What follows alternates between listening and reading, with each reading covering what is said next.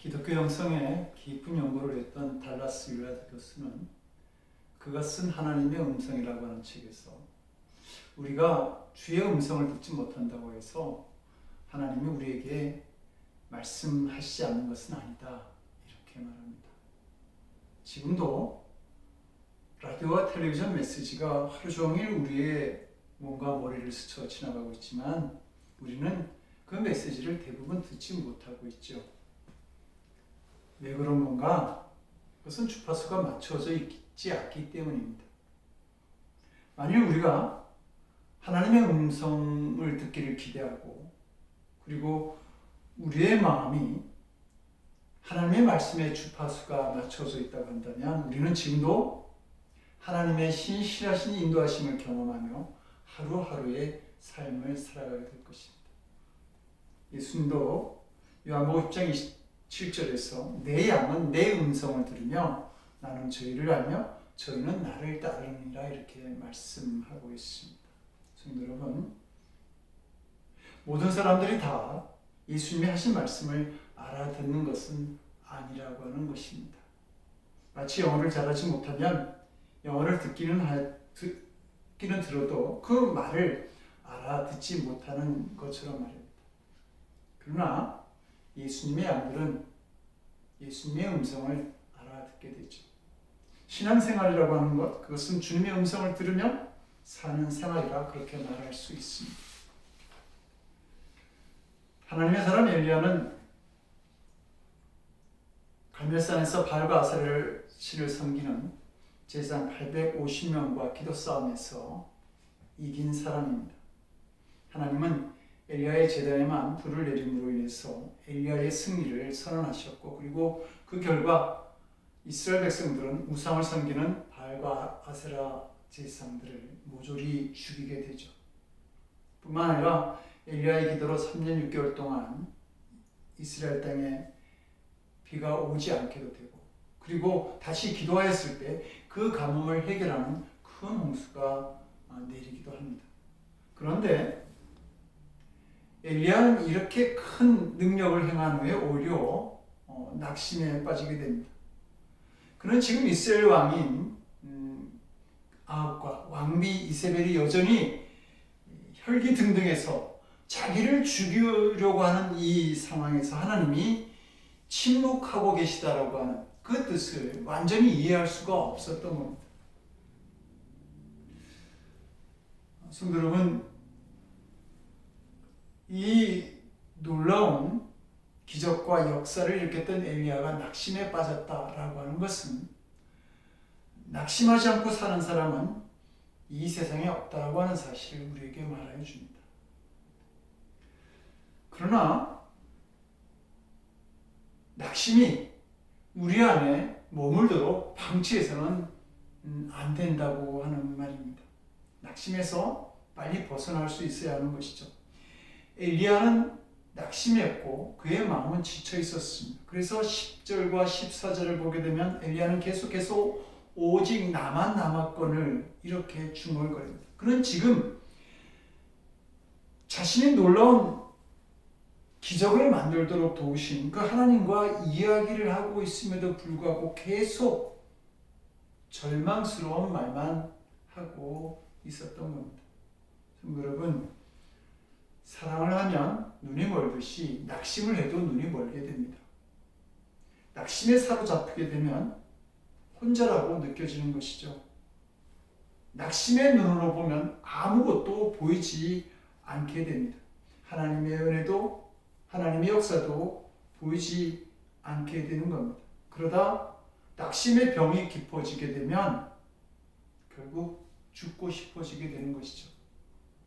그래서 엘리야도 로뎀나무 아래에서 말하기를 주여 넉넉하오니 지금 내 생명을 거두어 주시옵소서라고 기도하게 된 겁니다.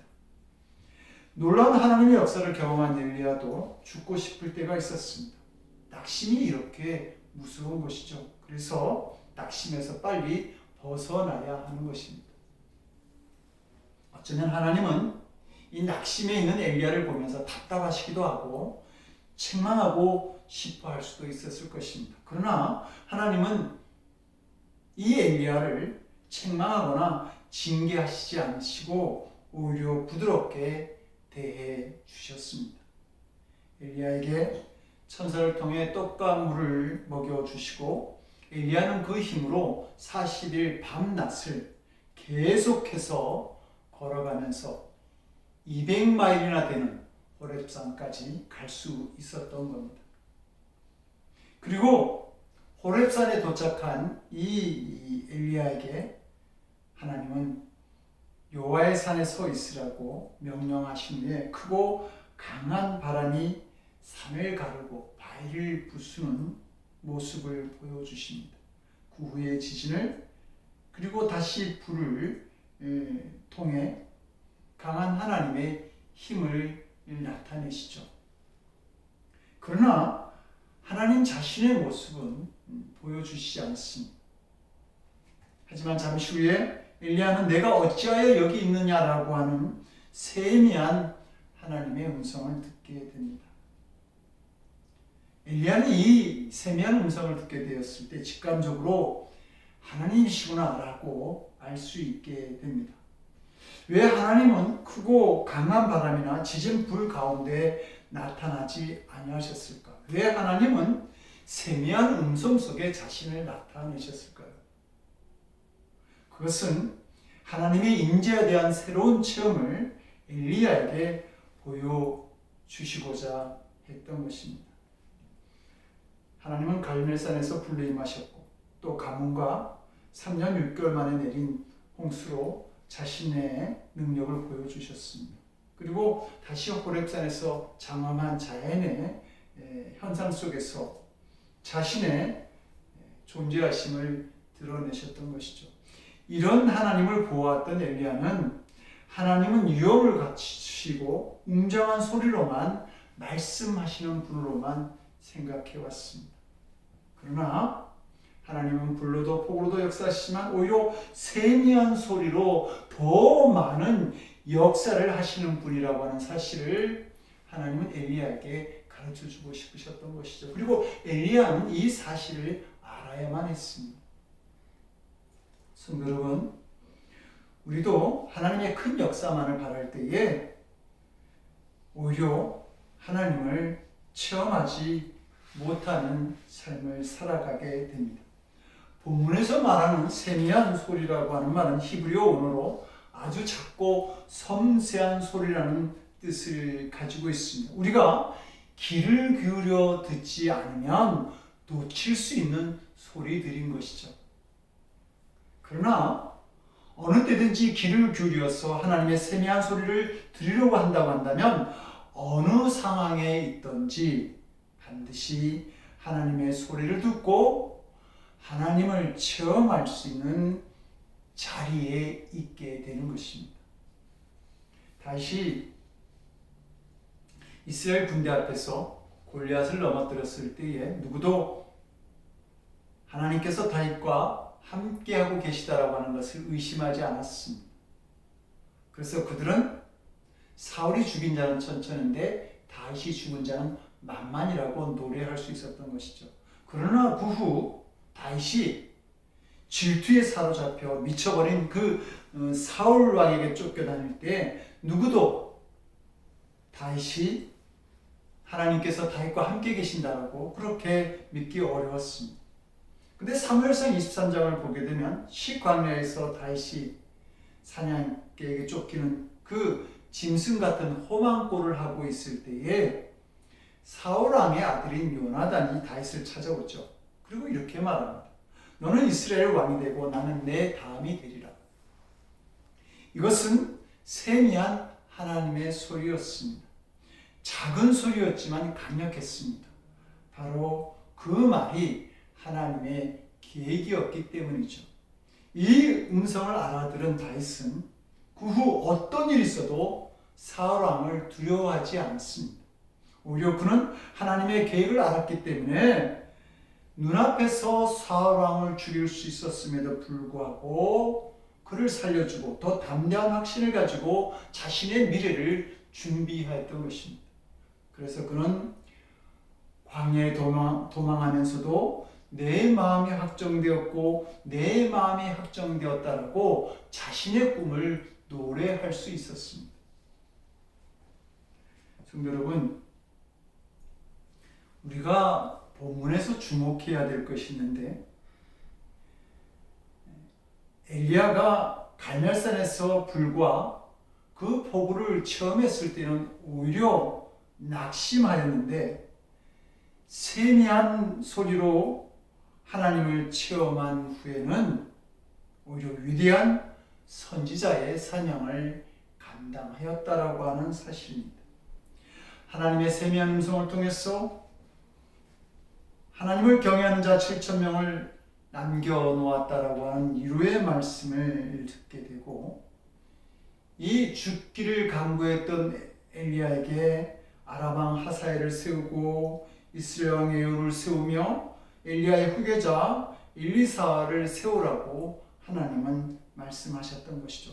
새로운 사명을 엘리야에게 주셨던 것입니다. 그러므로 엘리야는 살아야 될 분명한 이유를 찾게 된 것입니다. 성도 여러분, 그러면 어떻게 해요? 우리는 어디에서 하나님의 세미한 음성을 들을 수 있을까요? 첫째로 성경을 통해서 하나님의 음성을 들을 수 있습니다. 성경은 하나님께서 우리에게 하신 모든 말씀을 기록해 놓았습니다. 그러므로 우리가 어떠한 상황이 있든지 성경을 통해서 하나님의 음성을 들을 수 있게 되는 것입니다. 요한복음 20장을 보게 되면 마리아는 사방이 어둡고 주인은 무서운데도 불구하고 오직 주님을 향한 사랑으로 향유를 들고 무덤에 찾아가죠. 그런데 무덤을 봉했던 돌은 굴로 열렸고 예수님의 시신은 찾아볼 수가 없었습니다. 그녀는 빈 무덤을 보면서 무덤 밖에서 울고 있다가 인기척에 뒤를 돌아다 보았는데 한 사람이 서 있는 것을 발견하게 되죠. 그녀는 그 사람이 동산주기인 줄로 알고 있었습니다. 근데 그분이 마리아야라고 부르는데 그 음성을 듣는 순간 마리아는 그분이 예수님이신 것을 알게 됩니다. 그리고 이 마리아는 너무 기쁜 나머지 소리를 지르죠. 라보니요. 마리아는 예수님의 음성을 통해서 부활하신 예수님이심을 알게 되고 부활의 기쁨도 누리게 되었던 것입니다. 성도 여러분, 이 마리아가 들었던 예수님의 음성을 우리는 오늘날 성경을 통해서 듣게 되는 줄로 믿습니다. 많은 사람들이 좋아하고 즐겨 부르는 찬송가 442장은 바로 마일스라는 음악가가 성경을 보다가 영감을 받아서 작사 작곡한 곡입니다. 마일스에게는 음악 동료 카이벨이라고 하는 사람이 있었는데, 그는 독일에서 태어나서 미국으로 건너왔고 8살 때 심한 열병을 앓아서 시력을 잃게 됩니다. 그럼에도 불구하고 그는 불굴의 노력과 타고난 음악적 재능으로 많은 찬송가와 성가곡을 작곡하여서 미국 음악사에 큰 기여를 하게 되죠. 그런 그가 하나밖에 없는 딸이 결혼한 지 얼마 되지 않아서 사고로 그의 남편을 잃게 되는 일을 당합니다. 사회를 잃게 된 그는 친구 마일스를 찾아가서 위로가 될 만한 찬송시를 하나 써달라고 부탁을 하죠. 친구의 비극에 가슴 아파하던 이 마일스는 1912년 3월 바로 부활의 주님을 만나는 마리아의 모습이 기록된 이 요한복음 20장을 읽다가 찬송시를 쓰게 됩니다. 그 청아한 주의 음성, 울던 새도 잠잠케 한다. 내게 들리던 주의 음성이 늘 귀에 쟁쟁하다. 밤 깊도록 동산 안에 주와 함께 있으려 하나 괴로운 세상에 할 일 많아서 날 가라 명하신다. 그러면서 말씀은 마지막에 이렇게 고백하죠. 주님이 나와 동행하는 그 기쁨은 그 누구도 알 사람이 없도다. 예수님의 음성을 듣고 라보니요 라고 감격하였던 이 마리아의 기쁨은 세상이 줄 수 없는 큰 기쁨이었던 것입니다. 그리고 말씀은 이 마리아의 기쁨과 소명을 가지고 그의 친구 카이벨이 자신의 고난에 이기기를 기도하였던 것입니다. 둘째로 우리는 기도 중에 세미한 하나님의 음성을 들을 수 있습니다. 지난주 정혜란 성도님과 이야기를 하던 중에 왜 기독교인들은 기도할 때 자꾸 뭘 달라고 기도하냐라고 하는 질문을 받았습니다. 어린아이가 부모에게 효도해야지 그런 생각을 한다는 것은 그렇게 정상적으로 보이지 않습니다. 이런 아이를 가정심리학에서는 성인아이라고 부르는데 어린아이답지 않게 너무 어른스럽다라고 하는 것이죠. 어린아이는 부모에게 무엇을 달라고 하는 것이 자연스러운 일로 보일 수 있습니다. 마찬가지로 어린 믿음은 하나님께 무엇을 달라고 기도할 수 있죠. 예수님도 우리에게 기도하라고 하는 말씀을, 구하라고 하는 그러한 말씀을 주신 적이 있습니다. 그 이유는 구함으로 인해서 자신의 구함을 받게 될 때에 살아계신 하나님에 대한 체험이 될 수 있기 때문입니다. 그리고 이 체험은 귀한 신앙적 자산이 됩니다. 그래서 나중에 시련을 당해도 그 응답을 주셨던 살아계신 하나님이 나와 함께하고 계시다라고 하는 그런 믿음의 확신 속에서 그 어려움을 이길 힘을 얻게 되는 것이죠. 그러나 아이가 점점 어른이 되어가면 부모의 말을 듣고 그 부모에게 무엇을 해드릴 수 있을까라고 생각하게 됩니다. 성숙한 믿음도 마찬가지입니다. 성숙한 기도는 주님의 음성을 듣는 기도를 하게 됩니다. 기도를 통해서 하나님의 음성을 들으면서 그 음성에 순종하는 삶으로 나아가는 자세를 가지게 되는 것이죠. 그러므로 기도를 해도 무엇을 구하는 자세보다 하나님의 음성을 듣고 순종하고자 하는 성숙된 믿음의 자세가 우리에게 있어져야 할 것입니다. 역사학자들은 오늘날 유럽이 세계 문명의 중심 국가가 될 수 있었던 그 계기는 복음이 유럽에 먼저 전하여졌기 때문이다 라고 말을 합니다. 그런데 그 일이 일어나게 된 배경에 대해서 사도행전 16장 6절 이하는 이렇게 소개하고 있습니다. 성령이 아시아에서 말씀을 전하지 못하게 하시거늘 예수의 영이 허락하지 아니하시는지라. 말하자면 바울이 아시아로 가서 말씀을 전하고 싶었던 것이죠. 그런데 성경은 계속해서 이렇게 말합니다. 밤에 환상이 바울에게 보이니 마게도냐 사람 하나가 서서 그에게 청하여 가로되 마게도냐로 건너와서 우리를 도우라 하거늘 바울이 이 환상을 본 후에 우리가 마게도냐로 떠나기를 힘쓰니 이 마게도냐는 지금의 유럽을 말합니다. 이 바울이 기도하는 중에 환상을 보게 되었고 그리고 아시아로 가려던 그의 마음을 유럽으로 바꾸게 된 것이죠. 그러면서 성경은 계속해서 이는 하나님이 저 사람들에게 복음을 전하라고 우리를 부르신 줄로 인정함이로라. 말하자면 하나님의 음성을 듣게 되었다라고 하는 말입니다. 그래서 아시아로 가려던 것을 유럽으로 가게 되었고 유럽에 복음을 전하게 되었던 것이죠. 바울은 기도 중에 하나님의 음성을 들으며 순종하게 되었던 겁니다. 세 번째로 환경을 통해서 우리는 하나님의 음성을 듣게 됩니다. 예수님은 요한복음 5장 19절에서 이렇게 말씀하십니다. 아버지 하시는 일을 보지 않고는 아무것도 스스로 할 수 없나니 아버지께서 행하시는 그것을 아들도 즉 예수님도 그와 같이 행하느니라 라고 말입니다. 예수님께서는 주위에 되어진 일들을 유심히 보셨다라고 하는 말입니다. 그러다가 하나님께서 하시는 일이라고 여겨지면 그 일을 하신 것이죠. 요한복음 5장 10절은 하나님께서는 행하시는 것을 다 아들에게 보이셨다, 이렇게 말합니다. 성도 여러분, 우리는 주위에서 벌어지는 일들을 보면서 들려주시는 주님의 세미한 음성을 들을 수 있어야 합니다. 그러려면 우리 주위에서 하나님만이 하실 수 있는 있는 일들이 일어나는 것에 주목하여야 합니다.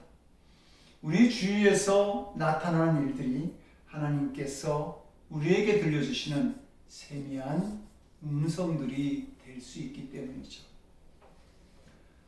19세기 말 독일 사람이면서 중국 선교사였던 엘리자베트 자일러 양이 소녀 시절에 선교사로 부름을 받게 됩니다. 그리고 아버지의 허락도 다 받게 되죠.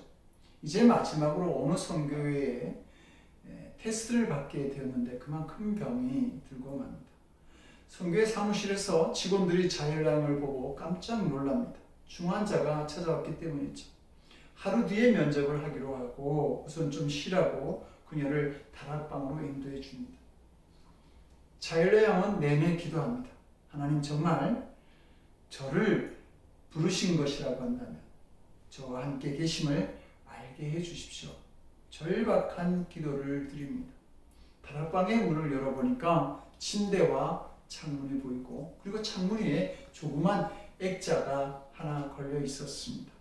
그 액자에 글이 써져 있었는데 함께 가자라고 하는 글이었습니다. 잠자는 부족한 제자들에게 함께 가자라고 그렇게 말씀하셨던 이 예수님의 음성은 병든 자신과 하나님께서 함께 동행하시겠다라고 하는 너무 놀라운 확신이었고, 그리고 응답이었습니다. 그 응답의 순간 자일러 양의 병은 떠났고, 그리고 그는 선교지로 갈 수 있었습니다. 사랑하는 성도 여러분, 우리는 어려운 일을 당할 때 언제나 하나님의 음성을 들을 수 있어야 합니다. 하나님은 언제나 우리와 함께 하시고, 그리고 말씀하시기 때문이죠. 시련과 고통 때문에 하나님의 부르시는 소리가 들리지 않을 수도 있습니다. 그럴 때 더욱더 귀를 기울여 들을 수 있어야 할 것입니다. 요셉이 애굽에서 종으로 또 죄인으로 지내게 될 때에 그는 언제나 집에 돌아가게 해달라고 하나님께 간구했지만 하나님께서는 끝까지 요셉의 소원을 들어주시지 않으시죠. 요셉은 절망하고 낭망할 수 있는 그러한 상황이었습니다. 그러나 그의 종으로서의 삶이나 제수로서의 삶을 보면 여호와께서 언제나 함께 하시는 중보로 가득 차 있습니다. 그래서 성경은 항상 여호와께서 요셉과 함께 하셨다라고 증언하고 있는 것입니다. 요셉은 애굽의 국무총리 보디발의 신임을 얻어서 그 집안의 2인자로 대접을 받죠. 그러나 그 후 그는 누명을 받아서 주인의 아내를 범하려 했다라고 하는 그러한 죄를 뒤집어 쓰게 되는데, 요셉은 그 제목만으로도 사형을 받아야만 했습니다. 그러나 그는 오히려 그냥 감옥 가는 정도에 그치게 되죠. 그리고 감옥에서도 간수의 신임을 얻어서 감옥 아니지만 자유롭게 다닐 수 있게 되었습니다. 이것이 요셉에게는 세미한 소리였습니다. 그에게 들려주시는 하나님의 위로의 음성들이었던 것이죠. 그리고 요셉은 그것을 들을 수가 있었습니다. 그래서 나중에 자신을 애국에 팔았던 형들을 만났을 때 그는 이렇게 말하죠. 나를 이리로 보낸 자는 당신들이 아니요 하나님이시라. 자신의 주위에서 벌어진 일을 통해서 하나님의 음성을 듣게 되었을 때에 자신을 팔았던 형제들까지 용서하는 너그러운 마음, 그리고 하나님의 인도하심을 따라가는 사람이 될 수 있었던 것입니다. 성도 여러분, 우리는 지금 사순절을 보내고 있습니다. 우리는 예수님의 십자가를 바라보면서 우리의 구원을 위해서 독생자를 이 땅에 보내셔서 십자가의 희생제물로 삼으셨던 그 하나님의 사랑을 보고 들을 수 있어야 됩니다. 그리고 외아들까지 허락하여 주신 하나님께서 더 귀한 것도 우리에게 주시리라고 하는 그러한 위로, 약속의 음성을 듣는 그 믿음의 절기 사순절을 보낼 수 있기를 바랍니다. 이렇게 십자가 속에서 들려주시는 하나님의 음성을 통해서 그 주님의 사랑과 위로의 소리를 듣게 될 때에 우리는 더 담대하게 그 축복된 삶으로 나아가게 될 줄로 믿습니다. 이 귀한 믿음의 삶에 참여하는 사랑하는 성도들이 될 수 있기를 주님의 이름으로 간절히 축원드립니다. 기도하시겠습니다. 좋으신 하나님, 주님의 귀한 음성을 듣고 살아가는 저희들 되기를 원합니다.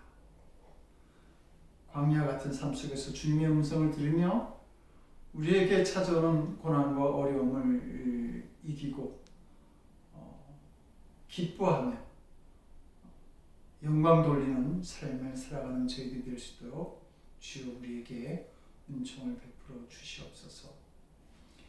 이제는 양된 우리를 부르시는 우리 주 예수 그리스도의 크신 은혜와 우리의 작은 신은혜도 응답하시는 아버지 하나님의 극진하신 사랑하심과 작고 섬세한 음성으로 우리를 인도하시는 성령님의 감화 감동, 우리 안에 교통하시고 역사하시는 놀라우신 은총이 언제나 주님의 음성을 듣고 주님의 인도하심을 따라 살기를 원하는 거룩한 성도들 머리 위에 저들의 삶과 가정과 일터와 드리는 기도 위에 지금으로부터 영원토록 함께하옵시기를 간절히 축원드리옵나이다. 아멘.